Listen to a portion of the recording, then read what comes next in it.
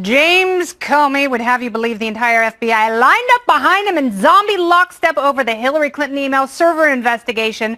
But according to a new report, there was a loud and powerful voice within the department who felt the former Secretary of State was guilty as hell. The Hill is reporting James Baker, then general counsel at the Bureau, held the view until the bitter end that Hillary's actions were, in his words to House investigators, alarming and appalling and basically criminal. Clinton had withheld tens of thousands of emails she had unilaterally deemed personal, although the FBI found several of the 17,000 discarded emails, in fact, were worky-jerky. Yeah, it wasn't the bad categorizing under a suspect system. It was the number of emails brazenly and insecurely transmitted that contained top secret and secret classifications. Lord knows what could have been intercepted by a hostile hacker who could easily penetrate the ramshackle homebrew of our chief diplomat and dingbat. Baker believed Comey's initial summation of Clinton's impropriety as grossly negligent was right, and that met the criminal threshold. But he was finally swayed into submission that she was extremely careless, and he was silenced. Comey got slapped for usurping Loretta Lynch's power by holding that self-aggrandizing press conference July 5th, 2016, for which he was reprimanded by the Inspector General, and he stole the stage because he knew Lynch was compromised, especially after her flirty tarmac meeting with Bill. And Comey was also compromised by the fever of wanting to keep his job under the next President Clinton. Hillary broke the law. Comey broke protocol. And they both lied to Congress, for which several members of the Trump team will see time in the hoosegow.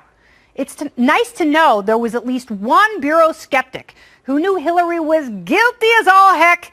But it's sad it's taken this long to read about the sworn exchange between James Baker and Congressman John Ratcliffe, showing the investigation could have taken its proper turn. What else is hidden in opaque congressional transactions that might shed light on this dark time? The truly guilty may never be held accountable, but it doesn't mean we should stop asking questions to stop all of it from happening ever again. And that's the memo.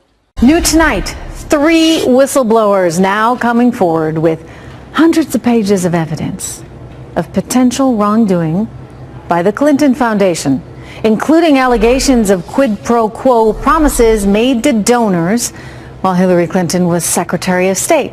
All of this, according to the chairman of the House Oversight Committee, Congressman Mark Meadows, who is set to hold a hearing on the case next week. Joining me with reaction, Ned Ryan, American Majority founder and CEO, along with former Alabama Democratic congressional candidate and a former Miss America, Mallory Hagan. Good to see you both. I mean, you get these allegations of impropriety that have been out there for years and years and years, Ned. All kinds of stuff. I could tick them off. I mean, but basically the premise here is that you could pay for access. That if you just turned over a nice check for charity to the Clinton Foundation, suddenly things were getting a little easier for you.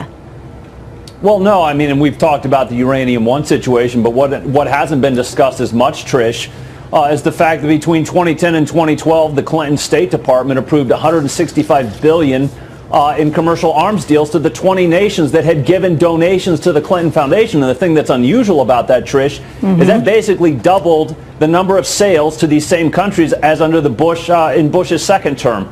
And so there are a lot of questions about where did this money go and what was it really being used for. In fact, when you look at the 2014 audit of the Clinton Foundation, had $332 million in assets, about $180 million in revenue that year. They only gave out 3% in grants. Almost $100 million was used on salaries and fundraising. Right? It's not very good. Mallory, is there any defense of this? I mean, what's your reaction as a Democrat to these charges here that the right is leveling on her? Yeah, well, my reaction is that this isn't actually a partisan issue at all. If there is wrongdoing, if there has been commingling, an investigation needs to take place, and if those allegations are true, then the Clintons should be held accountable. And I don't really think that there's a partisan argument for that.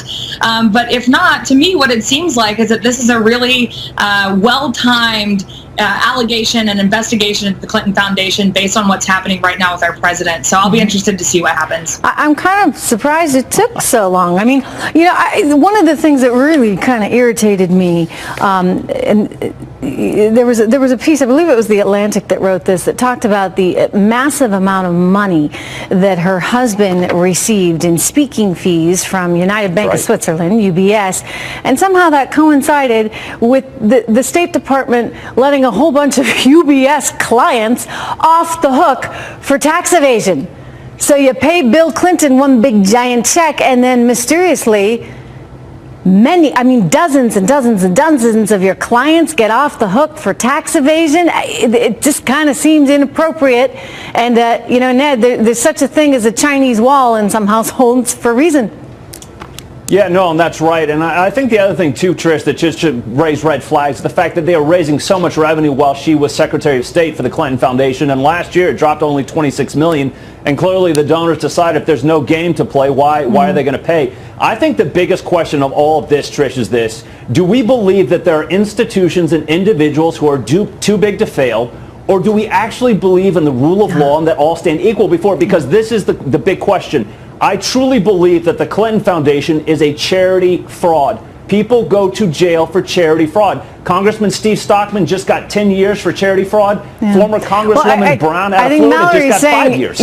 Listen, if in fact it is or was, then they deserve to pay the price for it. I hear you on the timing and everything, Mallory. It's just that, it's been out there for so long, and I'll just share with you a personal experience. I've covered some of these CGI events, and CGI Americas, for example, and then their international one that they hold here in New York City, and I'm always struck by how many rather sketchy folks I've never met so many Nigerian billionaires. But Mallory, you get it, right? Like you somehow get this sort of free pass. If Mallory's still with us, do you have any perspective on the whole CGI event itself and the amount of money that they charge and people coming from all over the world, and theoretically that's a good thing, but suddenly now you're getting this stamp of approval that you've paid for from the Clintons? Well, I think that's how charity events work. People pay an astronomical amount of money, usually to have dinner with celebrity guests and people who are of some sort of importance in some way or another, and this would be absolutely no different. But you guys mentioned the rule of law and people not being above it, and I think it's really interesting the whataboutism that takes place here today. People are saying that Donald Trump shouldn't be held accountable for some of the things that we're seeing, and yet Hillary Clinton should. And that's why I say this isn't a partisan issue. If people are doing something that's wrong, and specifically people who are in positions of power, they should be held accountable. I want to pursue that a little bit with you, and we've got Ned still joining us. Mallory, you say, things that he should be held accountable for. I'm still kind of wondering, because I'm trying to figure out what exactly the left really thinks happened. What is your sort of gut feeling, Mallory, and maybe it's not yours, maybe you can speak for your party, as to what Donald Trump effectively did with the Russians that Mueller's so keen to investigate right now, and of course as we get all this news of memos regarding sentencing recommendations, etc., quite relevant tonight. Well, I think that what he's done is he's colluded, and what we're going to see unroll what do you mean, over the next couple of weeks. Proof.